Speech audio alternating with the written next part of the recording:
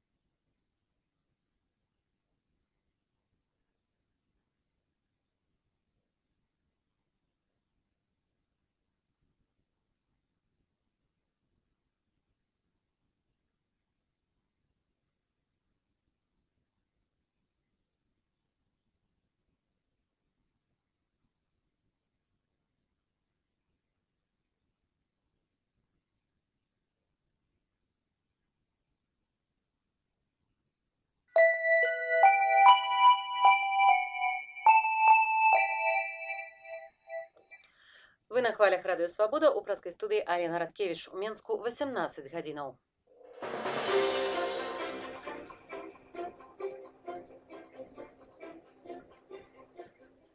Польскі часопіс «Впрост» апублікаваў раздрукоўку тэлефоннай гутаркі міністра замежных справаў Польшчы Радослава Сікорскага і былога міністра фінансаў Яцека Растовскага. Публікацыя спарадзіла гучны скандал. Каму была выгадная публікацыя гэтай тэлефоннай гутаркі, якія ў яе могуць быць палітычныя наступствы і што яна кажа пра культурны ўзровень суразмоўцаў. Пра гэта мы пагаворым пасля выпуску міжнародных навінаў. Слово Алене Тиханович, моей коллеге. Так, я уже готовая. Добрый вечер. Еўразвяз не выключае магчымасці ўвядзення дадатковых санкцый супраць Расіі ў выпадку далейшага пагаршэння сітуацыі на ўсходзе ўкраіны. Пра гэта сёння ў тэлефоннай размове з прэзідэнтам Украіны Пятром Парашэнкам сказаў кіраўнік Еўрапейскай рады Герман ван Ромпей. Сёння ж Рада Еўразвязу прыняла рашэнне забараніць імпарт тавараў з Крыму ў Еўразвяз. Пра гэта журналістам сказаў міністр замежных спраў Літвы Лінас Лінкявічус. Ён таксама паведаміў, што прынята рашэнне накіраваць ва ўкраіну паліцэйскую місію з Еўропай тэрмінам на 2 гады. Яе фармаванне пачнецца неадкладна. Міністры замежных спраў Еўразвязу сабраліся сёння ў Люксембургу для абмеркавання сітуацыі ва ўкраіне, Сірыі і Іраку. Сустрэча закончылася сумеснай заявай міністраў з заклікам да Расіі падтрымаць мірны план па ўкраіне і спыніць прыток туды нелегальных баевікоў і ўзбраенняў. Старшыня незалежнай выбарчай камісіі Афганістану падаў у адстаўку за абвінавачанне ў фальсіфікацыі вынікаў галасавання на карысць аднаго з кандыдатаў у апошніх прэзідэнцкіх выбарах. Зауль Хак Амаркель заявіў, што ён сыходзіць у адстаўку ў нацыянальных інтарэсах. Мяркуемы пераможца другога туру выбараў Абдула абвінаваціў Амаркеля ў падтасоўцы бюлетэняў на карысць яго суперніка Ашрафа Гані. Другі тур прэзідэнцкіх выбараў адбыўся ў Афганістане 14 чэрвеня. Чакаецца, што канчатковыя вынікі будуць абвешчаныя 22 ліпеня. Дзяржаўны сакратар ЗША Джон Керры сустрэўся ў Багдадзе з ірацкім прэм'ер-міністрам Нуры Аль-Малікі. Керры прыбыў у ірацкую сталіцу праз 2 тыдні пасля таго, як суніцкія баевікі з ісламскай дзяржавай Іраку і Леванту правялі наступы на некалькі гарадоў. Суніты Іраку, якія з'яўляюцца меншасцю, заяўляюць, што яны зазнаюць пераслед з боку шыіцкай большасці і шыіцкага ўраду, дзеяннем якога яны незадаволеныя. Керры падчас свайго турне заявіў, што Вашынгтон хоча, каб народ Іраку меў такое кіраўніцтва, якое прадстаўляла ўсіх іракцаў. Сярэднявечны балгарскі комплекс у Рэспубліцы Татарстан у Расіі, прыклад старажытнай мусульманскай архітэктуры, дададзены ў спіс сусветнай спадчыны ЮНЕСКА. Зменены статус Белавецкай пушчы як помніка, запісанага яшчэ ў 79 годзе. Тэрыторыя зменшаная з беларускага боку і павялічаная з польскага. Такое рашэнне было прынятае сёння ў сталіцы Катару, горадзе Доха, на сесіі Камітэту сусветнай спадчыны. Прэм'ер-міністр Расіі Дмітрый Медведзеў падпісаў пастанову, якая прадугледжвае змену парадку ўезду грамадзян Таджыкістану ў Расію. Калі раней гэта было магчыма з унутраным таджыцкім пашпартам, то ад 1 студзеня наступнага году стане магчыма толькі з міжнародным ці дыпламатычным пашпартам. Як мяркуецца, каля 1,5 мільёну таджыкаў з'яўляюцца працоўнымі мігрантамі ў Расіі.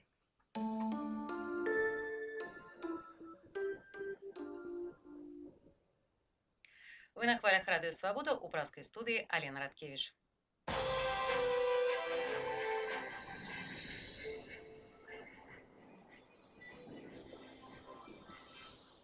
Алесь Бяляцкі зладзіў першую па выхадзе на волю прэсавую канферэнцыю. Часовы павераны ў справах ЗША ў Беларусі Ітан Голдрыч да канца чэрвеня пакіне Менск. Пасля того, як Украіна падпіша пагадненне аб асацыяцыі з еўразвязам, урад Расіі прыме рашэнне пра абарону свайго рынку. Аналітыкі прагназуюць, што Беларусь не будзе прымаць такіх захадаў. Пра гэта ды іншае цягам бліжэйшай паўгадзіны.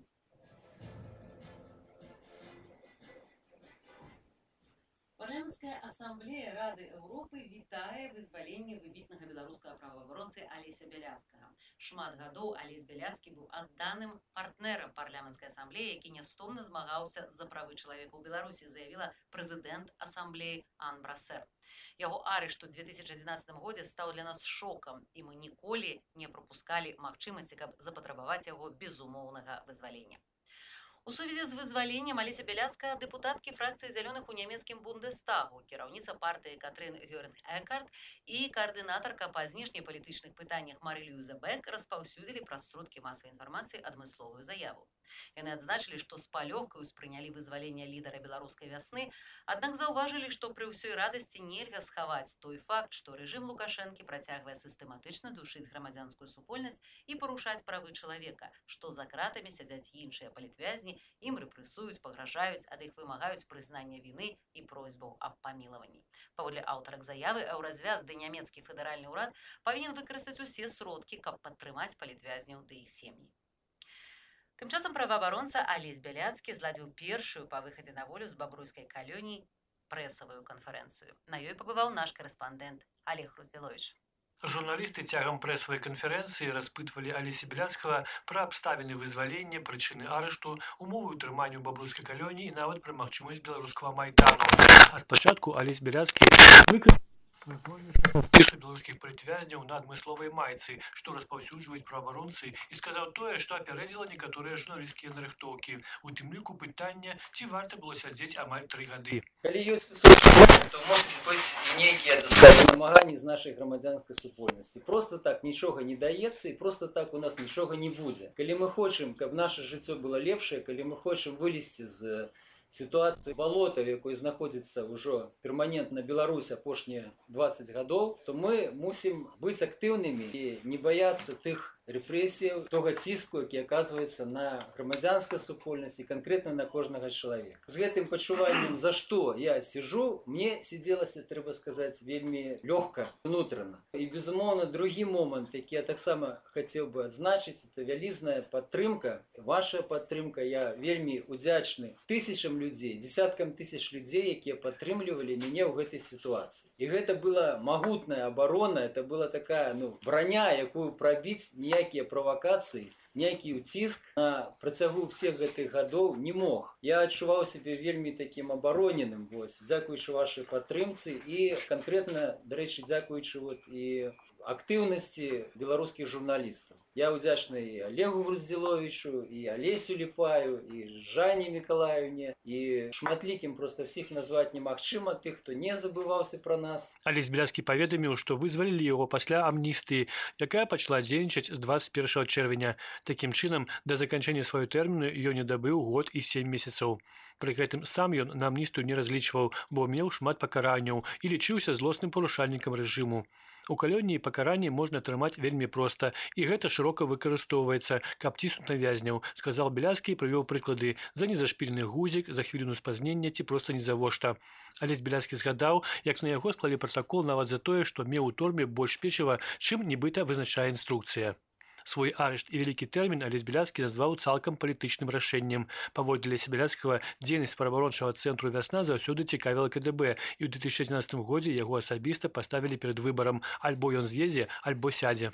Гэты выбар быў як бы мной зроблены, я застаўся і на працягу гэтых гадоў спрабаваў неяк все ж таки даказаць тое, што тая пазіцыя, якую я займаў, яна засталася такой, якой яна і была. Мне здаецца, улады ставілі перад сабой мэту, безумоўна, дэзарганізаваць і запалохаць грамадзянскую супольнасць у Беларусі. Все гэта трэба глядзець у кантэксце тых арыштаў, якія былі зробленыя падчас снежня 2010 года. У якой ступені яны гэта дасягнулі? Можа быць, пэўнай ступені яны гэта дасягнулі, але далёка не ўсяго таго, што, скажам, хацелі. Сённяшняе вызваленне это не ёсць вынік зменаў маёй пазіцыі, это ёсць вынік пэўнага ціску на беларускія ўлады і вынік таго, што беларускія ўлады вымушаныя пайсці на нейкія саступкі дзеля таго, каб на іхні погляд, можа быць, нейкую нармалізаваць сітуацыю. Хаця, па вялікім рахунку, маё вызваленне нічога не вырашае. У краіне як было, так і ёсць татальны кантроль над грамадствам. Вот это як бы невырашаная сітуацыя, яна, безумоўна, пакідае пачуццё незадавальнення. Алесь Беляцкі мяркуе, што ў Беларусі таксама магчымы майдан. Пры гэтым былы палітвязень адзначае, што Беларусь апынулася пад моцным уплывам расійскай прапаганды, якую ён лічыць часткай вайсковых дзеянняў супраць Украіны. Я нагадаю, што Алесь Беляцкі быў вызвалены 21 чэрвеня па амністыі. У зняволенні ён правёў 1050 дзён. Лідар ліквідаванага ўладамі праваабарончага цэнтру «Вясна», віцэ-прэзідэнт Міжнароднай федэрацыі правоў чалавека, быў арыштаваны 4 жніўня 2011 году і асуджаны на 4,5 гады пазбаўлення волі ў калоніі ўзмоцненага рэжыму з канфіскацыяй маёмасці, нібыта з-за ўтойвання прыбыткаў у асабліва буйным памеры. Вызваленне Алеся Беляцкага віталі і слухачы «Свабоды». Вітаю радыё «Свабода». Алесь Беляцкі нарэшце выйшаў на волю. І мы радуемся за яго.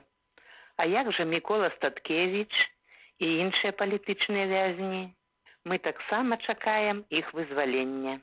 Нина Армалинская, город Солигорск. Узнала такую новость о Алесе Беляцком. Олесь Беляцкий, уважаемый, я желаю вам крепкого здоровья, семейного благополучия, всех земных благ вам. Я очень довольна за вас, за вашу деятельность, за ваше то, что вы помогали политзаключенным. Спасибо вам за это. Наши телефонные номеры у Менску 266 39 52, у Празе 651 42 04. Вызваленне Беляцкага вітаў і часовы павераны ў справах ЗША ў Беларусі Ітан Голдрыч. Ён да канца чэрвеня пакіне Менск у сувязі з завяршэннем сваіх паўнамоцтваў на пасадзе кіраўніка амбасады ЗША. А сёння ў Менску адбылося адкрыццё інфармацыйнага цэнтру амерыканскай амбасады. На гэтай цырымоніі прысутнічала Александра Дынько. Яна на тэлефоннай сувязі. Александра, добрый дзень. Добрый дзень. Так, Алена, сёння ў Менску па адрасе Мяснікова 70 адкрыўся ў новым памяшканні Цэнтр інфармацыі, адукацыі і культуры пры амбасадзе ЗША ў Беларусі. Цэнтр гэты не новы, ён дзейнічае пры амбасадзе ўжо шмат гадоў, але цяпер пераехаў па новым адрасе і ў новы будынак. І цырымонія адкрыцця была сапраўды ўрачыстая, чырвоную стужачку перарэзаў сам часовы павераны ў справах ЗША ў Беларусі гаспадар Ітан Голдрыч. Пасля ў памяшканні бібліятэкі нават запусцілі кота па старой традыцыі, каб у гэтай хаце ўсё было добра. І правда, тут не абышлося без такога сметнага моманту, бо гэта кот аднаго з супрацоўнікаў амбасады, ён такі вялізны, руды. І калі я запыталася, як кота зваць, апынулася, што зваць яго Чубайсам. Як мы ўсе ведаем, гэта такая неадназначная фігура ў палітыцы Расіі. Цырымонія была асабліва яшчэ і тым, што гэта, напэўна, адна з апошніх магчымасцяў для журналістаў задаць свае пытанні Ітану Голдрышу, бо тэрмін ягонага знаходжання ў Беларусі падыходзіць да канца. І ў сваім вітальным слове Ітан Голдрыш адмыслова зазначыў, што цэнтр адкрываецца ў адным з самых сучасных будынкаў Менску, і гэтае памяшканне 100% доступна для людзей з абмежаванымі магчымасцямі. Я працаваў над гэтым праектам на працягу ўсяго свайго перабывання ў Беларусі, зазначыў Голдрыш, і я шчаслівы, што магу адкрыць гэты цэнтр перад сваім ад'ездам.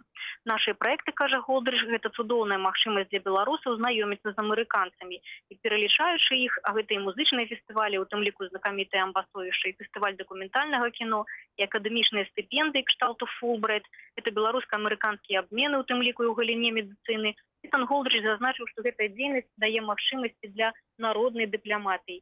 І ўсё, што яны цяпер робяць, гэта праца на тую будучыню, калі амерыканцы і беларусы сапраўды змогуць працаваць разам. Мы мусім згадаць, што гэта сапраўды важная галіна дзейнасці амбасады, бо пасля 2008 году, калі ЗША ўвялі санкцыі супраць некаторых беларускіх прадпрыемстваў, беларуская ўлада фактычна абмежавала дыпламатычную прысутнасць, і колькасць супрацоўнікаў амерыканскай амбасады ў Беларусі была скарошаная да 5 чалавек. Важная інфармацыя, якая прагучала сёння, гэта тое, што ўсё ж з'явіцца 6-ы супрацоўнік. Ён будзе займацца консульскімі пытаннямі. Ітан Голдрыш патлумачыў, што амбасада па-ранейшаму не зможа аказваць увесь спектр візавых паслугаў, але ўсё ж ён пашырыцца, і гэта, канешне, дасягненне.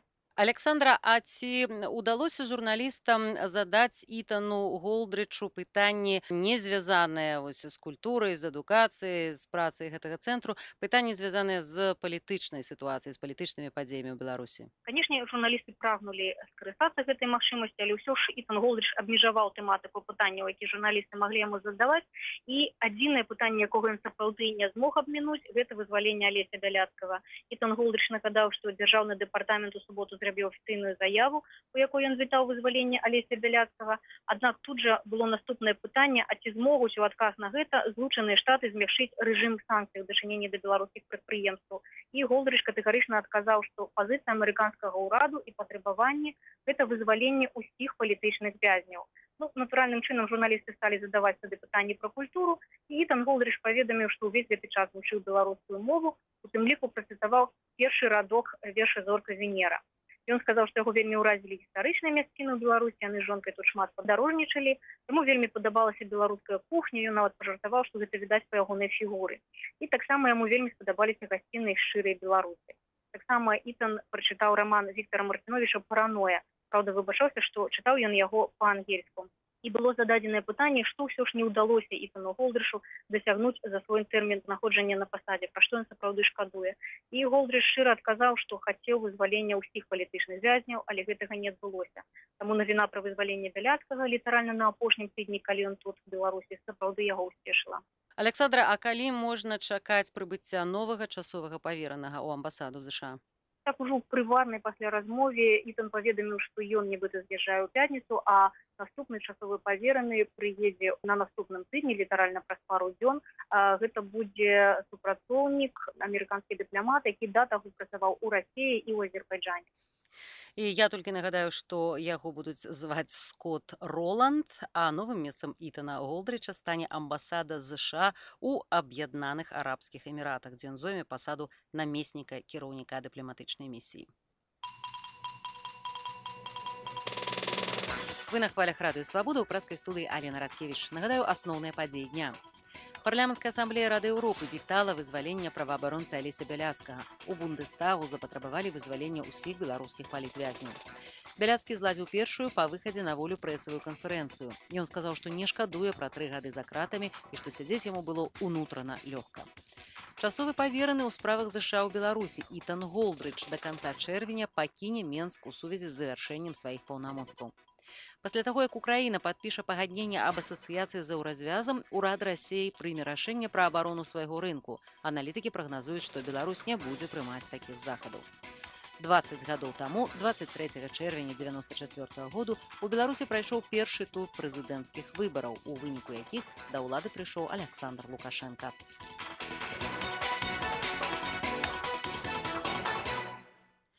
Польскі часопіс «Впрост» апублікаваў раздрукоўку тэлефоннай гутаркі міністра замежных справаў Польшчы Радаслава Сікорскага і былога міністра фінансаў Яцека Растоўскага. Публікацыя спарадзіла гучны скандал. Мой калега Юрый Дракахруст падрабязна знаёміўся з усімі падрабязнасцямі справы. Юрый, так у чым прычына скандалу? Ну, там, зразумела, много всякіх цікавостак у гэтай гутарцы. Яна пакуль раздрукаваная толькі, але часопіс абяцае вывесіць і аўдыёверсію на сваім сайце. Але найбольш такую жывую рэакцыю выклікалі словы Сікорскага, калі ён выказвае нязгоду з палітыкай прэм'ера Туска і міністра абароны, якія, на яго погляд, занадта шчыльныя са Злучанымі Штатамі, што яны ствараюць ілжывае адчуванне бяспекі, якога няма, што ідзе справа да канфлікту, ён сказаў, з немцамі і з рускімі. Ну і падчас гэтай размовы вобразна параўнаў стасункі Варшавы і Вашынгтона з аральным сексам. Вось это, я думаю, выклікала найбольшую такую живую, скажем так, рэакцыю публікі і палітыкаў. Но все ж публікацыя гэтай размовы, каму яна была выгадная? Ведаеце, в дадзеным выпадку это сказаць даволі складана, таму што, ну, апрыёрі кажучы, на што, дарэчы, здаецца, сам Сікорскі намекаў у сваім твітары, это можа быць зразумела выгадна расійскай, скажем, расійскаму боку, расійскай разведцы, і не таму, што ім так не падабаецца, скажем, канкрэтна Сікорскі, але, ну, это вот пасеяць нейкую рознь, дэстабілізаваць, паказаць, што вот у міністра адна пазіцыя, а у прэм'ера іншая пазіцыя. Вось. Гэта можа быць выгадна ў першую чаргу, скажем, апанентам спадара Сікорскага, таму што хутка выбары. Вось, тым больш, што гэты скандал наклаўся на яшчэ адзін, насамрэч, куды больш сур'ёзны скандал. Тут вот якраз этот пан Яцек Растоўскі, былы міністр фінансаў, ён якраз фігурант і мінулага скандалу. Той же часопіс «Впрост» апублікаваў раздрукоўку тэлефоннай гутаркі старшыні Нацбанку Польшы і міністра ўнутраных справаў. І там, ізноў жа, самая такая вострая сітуацыя, это карупцыйная фактычна здзелка. Калі міністр кажа старшыні Нацбанку, а ці не дапаможа банк ўраду крэдытамі ў цяжкі час, а старшыня Нацбанку гаворыць, можна, але толькі за адстаўку міністра фінансаў. І вось это, вот этот Яцек Растоўскі, які ў мінулым лістападзе быў вымушаны сысці в адстаўку, які сышоў в адстаўку. Так што той скандал у параўнанні з мацерком Сікорскага, это куды большая бомба. Тут, ну, вылыўся матам чалавек. Ну, палітык павінен думаць, што яго могуць слухаць, але ці можа гэты скандал мець нейкія палітычныя наступствы? Я меркую, да. І абодва скандала, ну, скажем, што тычыцца вось этих, так мы мовіць, прыгожых словаў Сікорскага, ну, ішла размова пра тое, што ён, магчыма, хуткім часе сыдзе ў адстаўку і стане, скажем, на месца спадарні Эштан, кіраўніком знешнепалітычнай службы Еўразвязу. Ну, я думаю, пасля такіх параўнанняў, конечно, могуць быць праблемы. Ну, але ж, што тычыцца ягонай пасады ўнутры польскай, так Дональд Туск ужо заявіў, што нібыта кадравых наступстваў не будзе. Ну, ведаеце, ніхто ж не ведае, да чаго і куды пойдзе скандал, таму што калі хутка выбары, то, магчыма, ад спадара Туска ўжо ўвогуле нічога не будзе залежаць, а да ўлады прыйдзе апазіцыя. Ну і потым невядома, што яшчэ ў рукаве ў часопісу. Безумоўна, нават, дарэчы, па вось гэтай размове старшыні Нацбанка і міністра ўнутраных справаў часопіс сказаў, у них 900 гадзін запіс размоваў. І, дарэчы, пасля вось таго, як яны апублікавалі гэтую гутарку, да іх прыйшлі спецслужбы ў рэдакцыю, это таксама пра журналісцкія норавы, прыйшлі спецслужбы ў рэдакцыю, давайце, як бы, ісходнік, они сказалі не. У нас, мы это не обовязаны, это ваши проблемы. Калі палітыкі балбочуць, то хай яны адказваюць, а мы тут ні пры чым, мы не здаем нашы крыніцы. Ну, давайте такое суб'ектыўнае назіранне. Што гэтая гутарка кажа пра, што па ёй можна казаць пра культурны ўзровень суразмоўцаў? Ну, знаете, я б сказаў так, што славяне размаўляюць прыкладна аднолькава, што яны сканчаюць Гарварды, што яны сканчаюць партшколу. Тым больш пасля вядомага зліву гутаркі спадарні Луланд з паслом ЗША ў Киеве, можна сказаць, што не толькі мужыкі і не толькі славяне так размаўляюць. А напрыканцы, ведаеце, я распавяду забаўны эпізод, які я недавно прачытаў. Аказваецца, у Англіі дагэтуль жывы папугай Черчилля. Черчилль памёр, вайна скончылася, а папугай жыве і голасам Черчилля лае матам нацыстаў. Я дзякую Юрыю Дракахрустам. Магчыма, запісы голаса гэтага папугая таксама некалі патрапяць. Ну так папугай ужо сам ёсць запіс. Так, дзякую Юрыю Дракахрустам. Нагадаю, што ён знаёміў нас з дэталямі скандалу з праслухоўваннем тэлефонных размоваў у эшелонах польскай палітыкі. Ну і зараз зноў слова нашым слухачам. Яны выказваюць свае замежна-палітычныя назіранні. На Украине американцы развязали войну.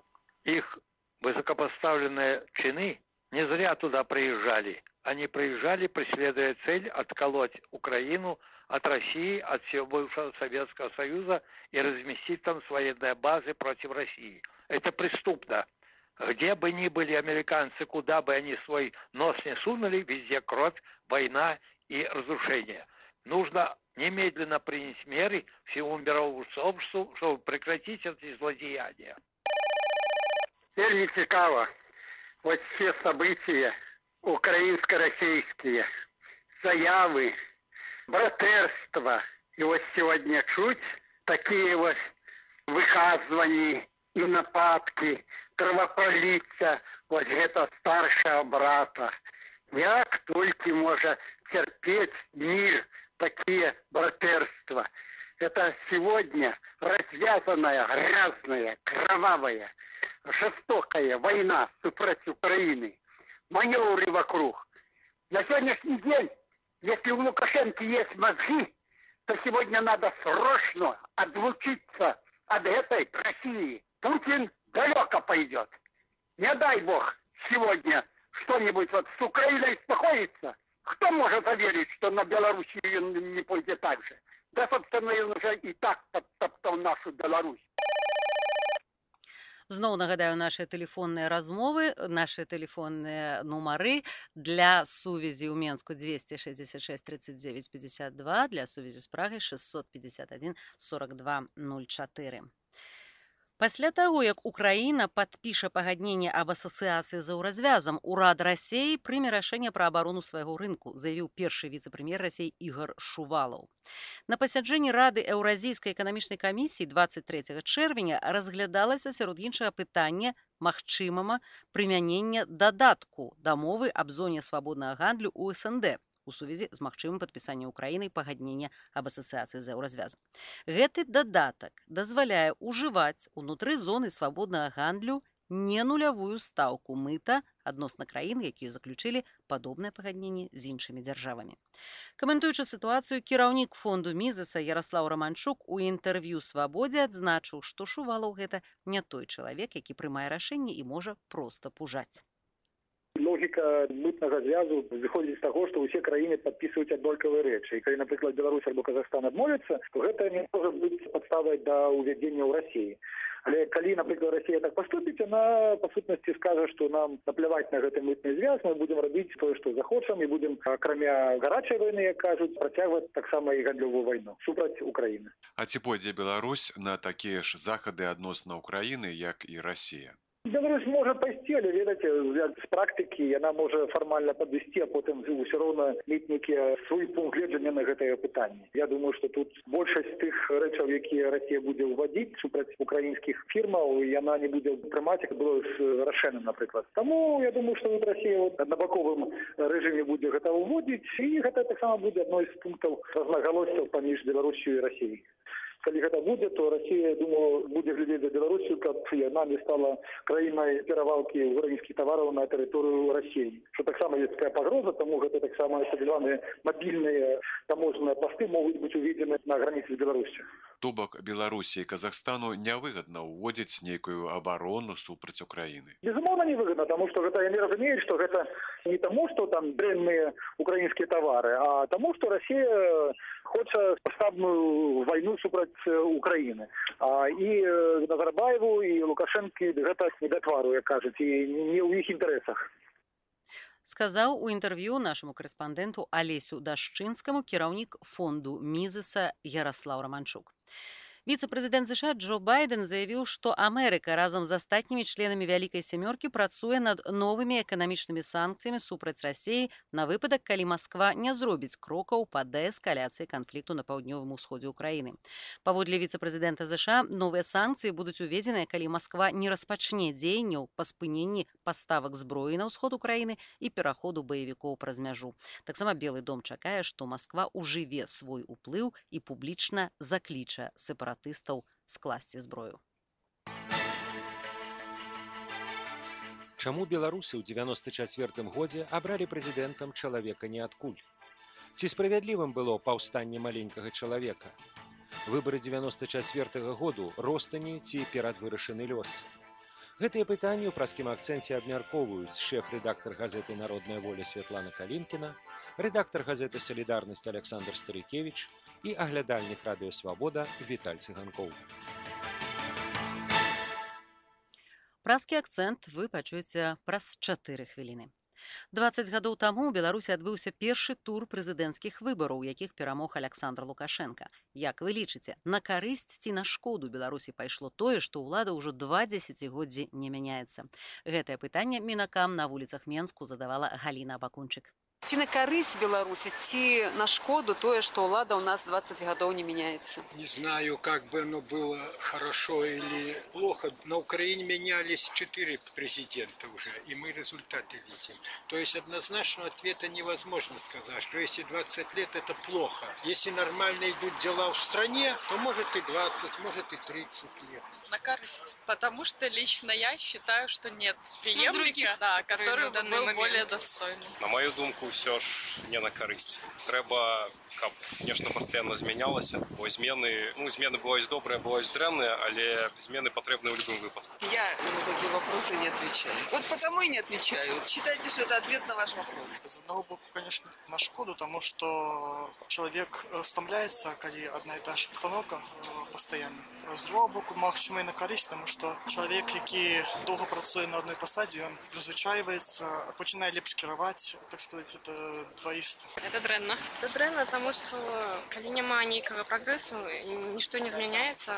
Может, в этом есть какие-то плюсы, но все-таки ты должно двигаться в какую-то сторону, а не оставаться на одном месте. Карысці на шкоду. На гэтае пытанне нельга адказаць адназначна, таму як усяляк існуе і чорнае, і белае, і яно кантрастуе і ідзе побач. Не можа быць істотным ні адное, ні другое. Просто павінен быць рух. Это просто грамадская памяркоўнасць, якая просто не дазваляе нам як след выйсці з колы прыгнёту і мысліць як след і рухацца наперад. Я нічога не маю супраць ні ўлады, ні дзяржавы, але просто перамены, змены, яны патрэбны кожнай жывой істоце, а тым больш рэспублікі.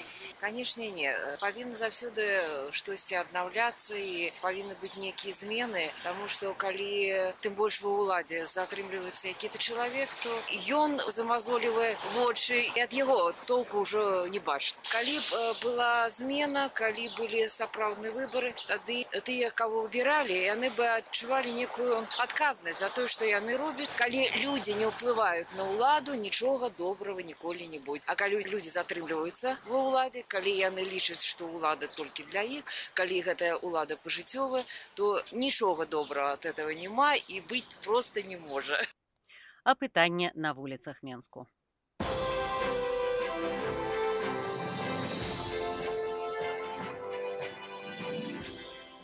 Вы на хвалях радыё «Свабода», ў праскай студыі Алена Радкевіч. Нагадаю, асноўныя падзеі дня. Парламенцкая асамблея Рады Еўропы вітала вызвалення праваабаронцы Алеся Бяляцкага. У Бундестагу запатрабавалі вызвалення ўсіх беларускіх палітвязняў. Бяляцкі зладзіў першую па выхадзе на волю прэсавую канферэнцыю. Ён сказаў, што не шкадуе пра 3 гады за кратамі і што сядзець яму было ўнутрана лёгка. Часовы павераны ў справах ЗША ў Беларусі Ітан Голдрыдж да канца чэрвеня пакіне Менск у сувязі з завяршэннем сваіх паўнамоцтваў. Пасля таго, як Украіна падпіша пагадненне аб асацыяцыі з Еўразвязам, урад Расіі прыме рашэнне пра абарону свайго рынку. Аналітыкі прагназуюць, што Беларусь не будзе прымаць такіх захадаў.